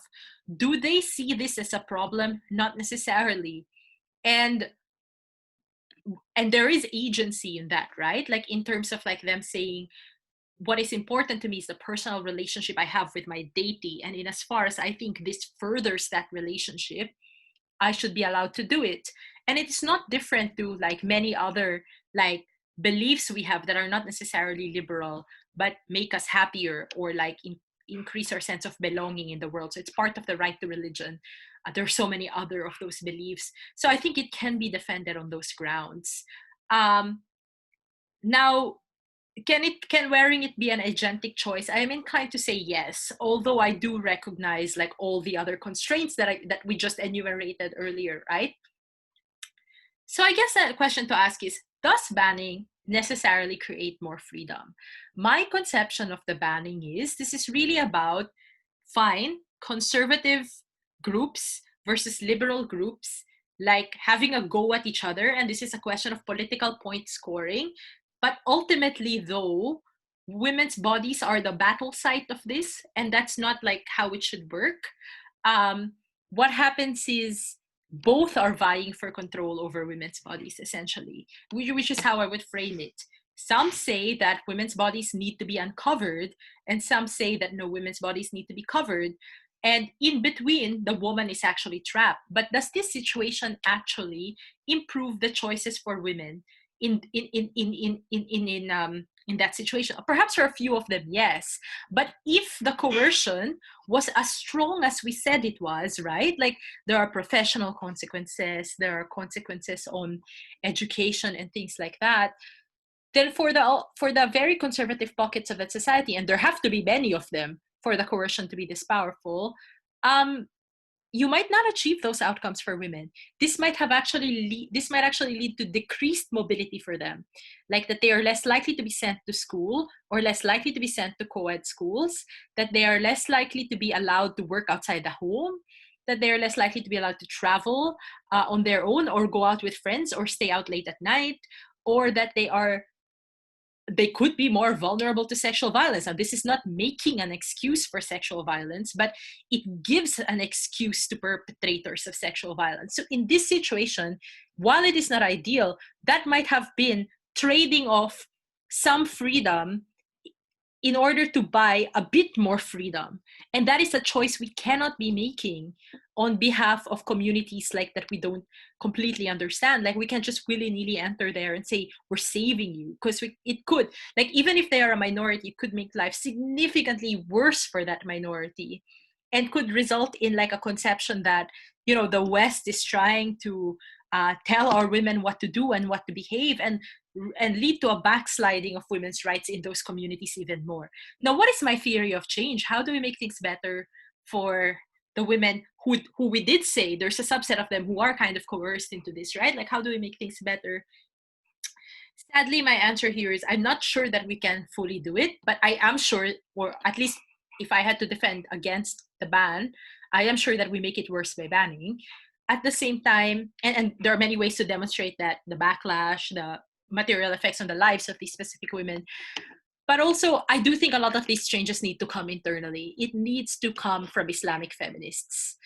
It needs to be led and driven by Islamic feminists. There is no way that a Western state should be the face of this of this intervention, in terms of the social buy-in that can result from it, in terms of risk perception and who understands the backlash best. It has to come from those communities. And even if that it means it takes a much longer time or perhaps might not happen in all contexts, like that's a trade-off I think you can defend in a debate rather than the West imposing it, like Western institutions imposing it. Okay, finally, microloans, our last case study, then we open for questions again. This was my master's dissertation, so I can get a bit excited about it again, and I will try to calm down. So microcredit, the logic behind this is small loans that are granted to women to help them start a business and create an income. What is the case for it? Let me again try to represent the best case for microcredit. The argument is women are traditionally excluded from financial systems. Why? Women are not seen as viable borrowers. A lot of times they don't have access to capital. They have no access to, which you need as collateral when you borrow. They don't have access to like house titles. They don't have, and some of them don't have documents like, education credentials or identity documents even. that are necessary when you apply for a loan in a traditional, from a traditional institution. So they're frozen out of the market, so to speak. And what this does is it kind of is an inclusive form of financing, I guess, that gives them low loans. The interests are actually not low, small loans to allow them to engage with the market. The other logic behind this is, twofold, that we can somehow couple gender empowerment and poverty alleviation. So gender empowerment first. Women having access to more capital equals the usual argument, right? Equals more empowerment within the household, more bargaining power within the household, more ability to spend on themselves, a greater fallback position if they have to leave an abusive relationship. So good, giving women access to capital. And the other part is there is some data that shows that when you give money to women, the outcomes for their family is better in terms of access to nutrition, access to healthcare, access to education, because women tend to prioritize the family's needs first and be more thrifty with money. Supposedly, actually, the data does bear this out in relation to men who tend to have more vices and who tend to gamble or smoke or drink or just lose money. Now you can see immediately the tension between saying gender empowerment, but also women tend to prioritize their family first, right? So this argument that women are effective channels of aid, we help individuals help themselves, it's a win-win solution.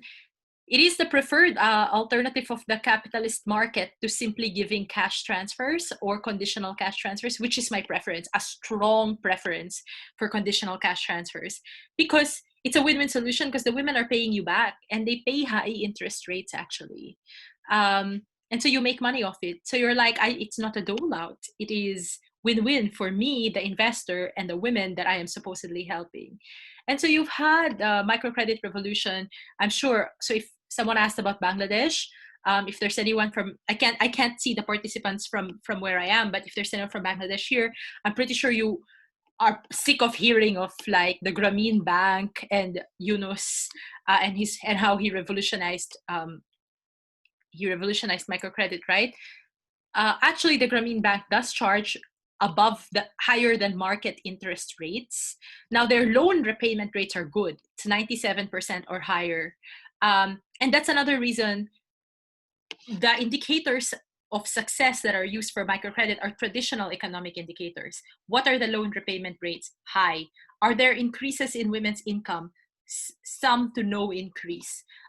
Is there greater demand for loans? There's a much greater demand for loans. So if you're looking at it based on that data, obviously it is fairly successful. A lot of feminists actually tend to be a bit more critical. And the argument, I'm going to try to capture the argument. It goes this way. Basically, and it's actually a great example of opportunity cost. Microcredit started becoming popular in a context where governments were starting to embrace austerity and privatization. So the World Bank, IMF prescriptions, right, reduce social spending, roll back social spending on healthcare and education. So we start looking at people less as citizens and more as clients of services. We privatize a lot of things, right? And that changes what we think people are entitled to from the state. So microcredit conveniently is inserted here as a way to help people help themselves, as opposed to they're thinking that they are guaranteed a baseline, set of rights and welfare from the state. So there's a rolling back of those things and there's an increase of microcredit provision. So you're on your own, here's some money, let it roll, right? Now, the problem with this is that doesn't really work for the poorest of the poor. These people, don't have the entrepreneurial skills you need to make a business succeed. And actually, this is the segment of the population that has the highest fail rate. I wouldn't know the first thing about, running a successful business. I suspect I will fail. So what more poor women who don't have access to the training, who don't have access to the networks to make a business succeed, right? So not everyone is entrepreneurial. Next, it's a mismatch. That's not what they need. They don't need, their immediate need is not money to start a business. Their immediate need is money for consumption, like to feed their families and to send their families to school. So a lot of times what happens is the loans are then used for consumption instead.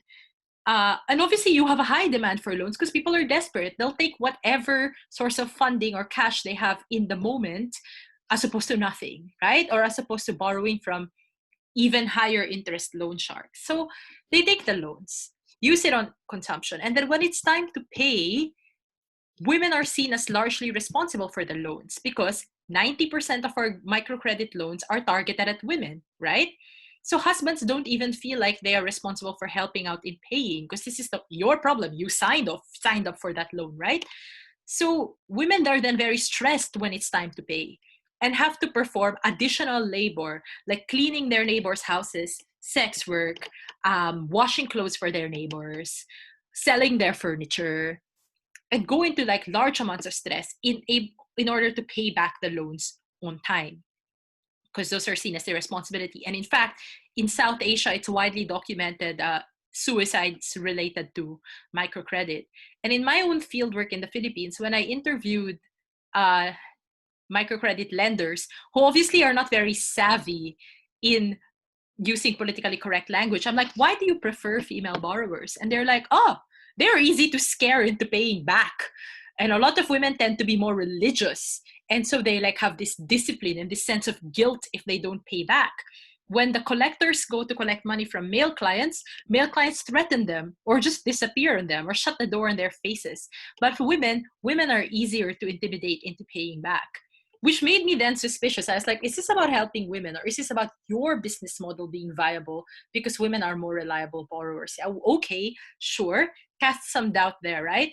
Now, a lot of the women I interviewed reported that they took the loans because they helped feed their families. And in a few cases, they actually did lead to more income for them. But their working hours have expanded tremendously, right? Because while you assume that microcredit and making the business work is a woman's responsibility, there is no reciprocal assumption that the housework should now be a shared responsibility. So all these traditional burdens that existed continue to exist, but now there's an additional burden of like sustaining your microcredit business. So they ended up being more exhausted as a result. And in some cases, also led to violence within the household when their husbands became like increasingly more insecure of the wife's spending capacity, or their husbands became lazy and kind of stopped working and then would like live off those earnings because there wasn't a cultural intervention in terms of the gendered relationship, right? There was just a financial intervention. Let's throw money at the problem. That's the problem. So were you actually expanding choice in this situation though? My reading is I'm not sure, because while microcredit is framed as a freedom to work, we are giving you an extra option, in the context of my interviewees, this was experienced as a responsibility to work, a duty to work. Because in the face of that option, not taking that option made you an irresponsible woman. It made you an irresponsible mother. Like, how could you not take that option? So women were being bullied by their families, their husbands, their in-laws to take the loans. And in some cases didn't have control over how those loans were used, right? But because they were the hotline to the loans. They were the ones with a direct line to the loans. They had to take them and felt the pressure to take them, even if they otherwise would not have wanted to and would not have wanted those working hours. But what it allowed the state to do was to say, here, we're already giving you options to better yourself. So if your business fails, or if you're still not like socially mobile or economically mobile about this, after this, it's your fault because we've already done something for you. And that's where, in terms of how we imagine and political capital, how we imagine what people are entitled to, it has displaced welfare. It's a more market model. So let's ask ourselves what kind of freedom is created. It might be possible that in some cases, it has led to slightly better outcomes for the children. Does it lead to better outcomes for the women? Not really. But then if you ask the women, they don't mind because they're like, we consider our role as mothers to be important. We're not doing this for ourselves. We have not increased spending on ourselves at all. In fact, we have even less personal time for ourselves now. But it has made a difference in the lives of our kids sometimes. And we don't mind that. And I'm not going to dismiss that, because that's an important part of women's identity. Their role as mothers is something they derive fulfillment from. And I'm not going to say, haha, false consciousness. But what I will say is, this is another way that a capitalist system has managed to regulate motherhood, right? Has managed to tell mothers, here is another way by which you can demonstrate virtue as mothers. And I suppose has managed to entrench a very inegalitarian model of the family still, by saying that we are going to use the traditional, assumption that women are willing to sacrifice their time, willing to be altruistic and prioritize their families and their children's needs. That's why they are such effective channels of aid. We're going to channel it to them, and then kind of hope that somewhere along the way, they too get empowered. Now, they are not empowered in the individualistic way of recognizing their rights and then collectivizing and fighting for their rights. In fact, microcredit can introduce tensions in women's support systems, because the way it's enforced is through a group liability model, where you form groups and then you borrow together, and it becomes your responsibility to make sure that everyone in your group pays. Otherwise, you all absorb that debt. Now, what happens then is, the poorest woman, if she's not able to pay, then her friends kind of get annoyed at her, and she feels bad about betraying her friends, right? And as a result of this, what used to be support structures can now be sites of stress as well, and competition. Not always true, but sometimes true. So this model of collectivizing and fighting for rights is not really materializing. There are also some success stories. I think microcredit might work better when we're talking about lower middle class women who have entrepreneurial skills, and who just need a bit more capital, but they probably have to be bigger loans. Or maybe when there's enforced saving schemes, or when you engage the partners of these women as well. But I do think when we're talking about really poor women, that's not the intervention we should be backing. We should be backing more welfare and conditional cash transfer. So you can want to make it conditional on children's attendance in schools, fine. You want to make it conditional on medical checkups, fine. But you should not expect them to pay it back. And usually for microcredit, there has been a movement to more, the microcredit market is predominantly commercial now, not nonprofit, which means interest rates are higher, because they are claiming that they are borrowing to riskier individuals, but at the same time also prefer women, because they know women pay back, are more likely to pay back. But then this is how the high interest rates are being justified, right? So if you're a woman and the social spending option no longer exists, and this becomes the only option, and then it becomes a duty. So yeah, anyway, again, I could go on and on, but I really should stop. We have 10 minutes left. So if people have questions, please, let's go.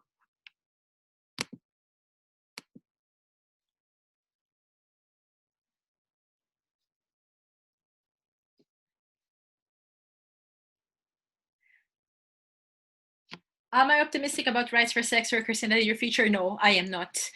At this stage, what my priority is to make sure that I can do whatever it is in my power to obviously raise consciousness about this, but to make sure that there is as much space as possible for sex workers to organize, collectivize, and represent themselves. What I really hate is when you have anti-trafficking meetings or HIV prevention meetings, and you have everyone talking about sex workers or trafficking victims, and you have trafficking victims in the room, but you have no sex worker in the room. And everyone is then making a decision about those sex workers. So I think the first step right now is just mainstreaming the idea that they are authorities on their own lives, and just making sure that they have a meaningful seat in the table. That's the first step. And then making sure they have regular access to funding, which is slowly starting to happen. And then we just really have to take it one step at a time from there. How do institutions guarantee microloans or CCTs actually reach women? So to be honest, they already do. Their penetration rates are quite high, and there is a lot of demand for this. So to me, it's less a question of access to these loans, but the fact that these loans should not replace welfare. This should happen in parallel to welfare. So the microloan shouldn't be what women end up spending to feed their families. Like that should be like separate welfare from the state. And this should be in addition to that. And it also shouldn't be the dominant or the favorite intervention of choice for really poor women, because it's a mismatch. They do not have the skill set. And I don't say this in a condescending way, because many of us, and if we don't have rich parents, would probably not go into entrepreneurship either, because we don't have the safety net for it. And yet we are expecting these poor women to make a business work with a small loan, which to me is a bit mad. Yeah, no, absolutely not a panacea. And increasingly sorry, I'll read out the question. Economics, they are presented as a panacea that is slowly being challenged now, thankfully. And there's more literature that is also supportive of conditional cash transfers instead of microloans. What I would change would be to identify it as potentially useful, but not for all socioeconomic classes. So like I said, it probably works better for lower middle class individuals, and the loans need to be larger as well, and they shouldn't just be restricted to women. But I wouldn't think of them as the instrument of choice for poor women. Why do institutions believe women are more likely to pay back loans? So a lot of this is rooted in our cultural assumptions about women, as that they are more obedient, that they are more submissive, that they are easier to intimidate, that they are less likely to fight back, which actually is validated by the experience of a lot of these operators when they say that they've stopped offering loans to men because it's so hard to collect from men, who tend to get violent, who tend to threaten the collectors, who tend to run away, whereas women are just easier to guilt. So that is the cynical answer. The more optimistic answer is the belief that women are just better with money. They are less likely to take risks, they are more thrifty, and thus there's more likely to be a return on investment, and they will be able to pay back the loans.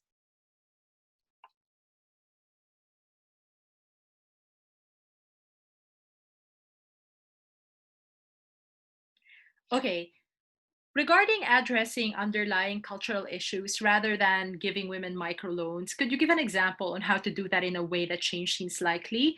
So here, striking a balance, I really think that women's partners need to be engaged. Like when they take on the loan. So I understand why. I understand the impulse to restrict it to women, because you kind of want to reinforce women's control over the loans. Because if you put it under the name of their male partners, usually, then the risk is these humans will then just like appropriate the loans for their own use. And you kind of want to create spaces where women could talk about issues with each other in their, like, meetings with their groups every month, without their partner, so that they're more comfortable. So I understand that. I think alongside those spaces, though, there also needs to be there need to be interventions that also target men, and that also kind of like develop alternative models of masculinity from among the influential men locally. So just simply normalizing the idea of men doing more housework, right? Or of men sharing in child caring responsibilities, which then will minimize like the double burden that women feel. I think is really important, and we have to do it in a way that's culturally palatable. So if this means talking to local athletes, sadly local religious leaders, local celebrities who are male, and talking about making them like promote alternative versions of masculinity that involve like more engaged parenting, um, that's valuable. Because in the Philippines, there's also like this conception of men who do too much housework as being, um, being dominated by their wives, and this is seen as like emasculating. So to challenge those particular things through targeted interventions, and obviously through the education system as well. Like, there are so many textbooks in the Philippines, for example, that depict gender roles in the household as the woman cooking and the man going to work. So like challenging those things, right? Oh, I am going to post an article on Castor Semenya. I do not have time to get into it, but I feel very strongly at this point, after like reading up on it quite extensively, that that was the wrong decision. Okay, hang on. I am just pulling up the article. Okay. In terms of changing beauty standards in the context of makeup, actually, I do think the world is making more progress on this front. We are starting to look at makeup in a more subversive way, and you also see women saying that they use makeup more for themselves than the rest of the world, or like than like seducing men. um so drag culture is also very interesting in terms of like um changing a lot of assumptions around like what is beautiful, what is attractive, by saying that, oh, like bodies that were not traditionally seen as attractive now are. I think this might be a bit easier actually. Whitening creams still tend to be quite problematic for me, but I don't want to ban them. But I actually think the world is moving towards like more body positive um, conceptions of makeup or like appearance. The Castor Semenya article, the short answer here is I do think we have certain, like, it baffles me that we have testosterone limits for women, but we don't have testosterone limits for men. So it seems to suggest that there's kind of like a hierarchy when in fact these were supposed to be like two distinct divisions. It When we also ask ourselves what is a woman, what is supposed to be considered quote unquote normal for a woman, I hate this question, but like it is a question that we need to engage with to the extent that we agree that there have to be these two divisions. There are certain types of womanhood that seem to be neglected here. So the argument in the article that I've sent you seems to be that black bodies are being, discriminated against, or by the Olympics, or by sporting bodies. So black female bodies, because for black male bodies, we are like, yes, we celebrate the strength and the power and whatever physical advantages they have, but somehow we don't seem to think of black female bodies that way, which is problematic. Um, all right, I may have to go soon, but do people have any other questions, or perhaps could message uh, the organizers the questions as well?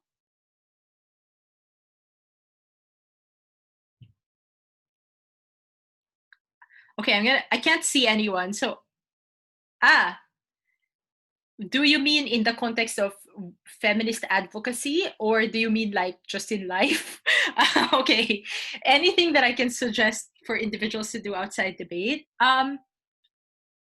So in my lecture on introduction to feminism, which is not what we did here because I kind of assumed that baseline knowledge already, I say that I think of feminism in three ways. One, it is a theory. It is an academic perspective as a way of thinking about the world. So it's a lens that you put on. And I'm inclined to think that once you put on that lens, you shouldn't be able to just switch it off and go, I'm feminist today, then I'm taking off my feminist hat tonight. So anyway, it's a way of thinking about the world. Second, it's an organized and collective, like, political movement that is lobbying for change. But third, it is also personal practice. So it is something we practice in our daily lives. So the most simple answer to you would be actually to be more, I guess, to be more mindful and discerning in your personal life about the choices you make. Um, I have noticed, for example, as I do more non-debate things in life, in meetings, that women are talked over quite regularly. Or, for example, woman says something, she's interrupted, that same thing is brought up later on by someone else, and that someone else gets credit for the idea. So to simply like, do what you can in those situations to create spaces or to correct these things. Making sure that there's visibility of women in leadership positions. So these are things we can do in our personal capacities, right? In terms of organized political activity, what I would just say is whatever cause you choose to embrace, and it will be different for each of us. Like in my case, I'm particularly invested in sex work, to always make sure that you are checking back to see that the individuals who are most vulnerable and most affected and with the greatest stake are actually the individuals who are being represented at the table, or who are able to, like, drive the discussion. So we can't like talk about people or even like give them token places without insisting that they get those places. So in my case, that has looked like supporting organizations that are run and led by sex workers, right? Um, in the context of like funding or volunteering for them. As debaters, we have a lot of skills. Like we are probably going to be good at like putting together grant applications.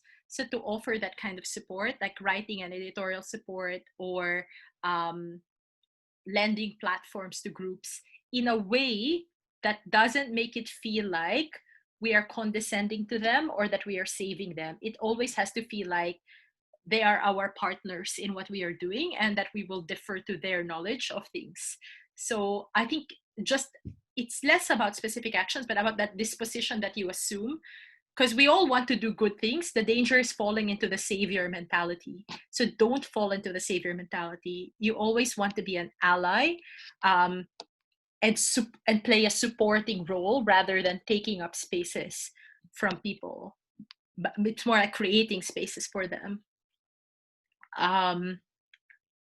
Yeah. Any other questions?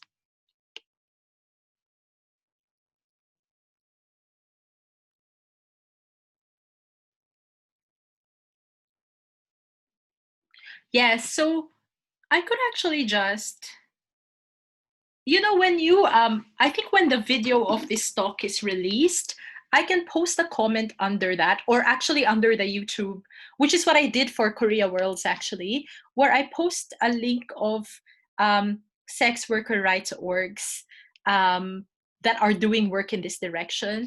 So a lot of times actually sex workers orgs, obviously they want to change state policies, but a lot of times what they want actually is space to be able to protect themselves and determine for themselves their working conditions. So a lot of it involves allow us to unionize, allow us to gather and protest together, or allow us access to funding. Because a lot of the funding is going to like bigger and more professionally organized women's groups being run by women who have, fancy degrees, but who can write nice proposals and who have like, pretty websites and have a strong administrative staff that can write reports about where the funding went, or put together a really like foolproof budget and things like that. So their argument is, no, if you actually want to help us, then you should direct the funding towards us so that we can decide for ourselves like how to help the members of our community or how to use that funding. So there are some interventions that are now moving in that direction. So the Open Society Institute does a lot of this work. I quite love them on this front. The Red Umbrella Fund, Mama Cash. The Dutch government is great on this front as well. So good job, Netherlands, on this. So yeah, increasingly this is happening. The UN sometimes, although sometimes they're also a bit shady. So I could just like maybe send this link to the Orcom, and so when they put up the recording, they can just like include the list of some of those orgs in case you want to do stuff with them or volunteer. Cool? All right, I may need to run to another call. Thank you very much, everyone. Thank you for the great questions as well. Enjoy the rest of the academy. Goodbye.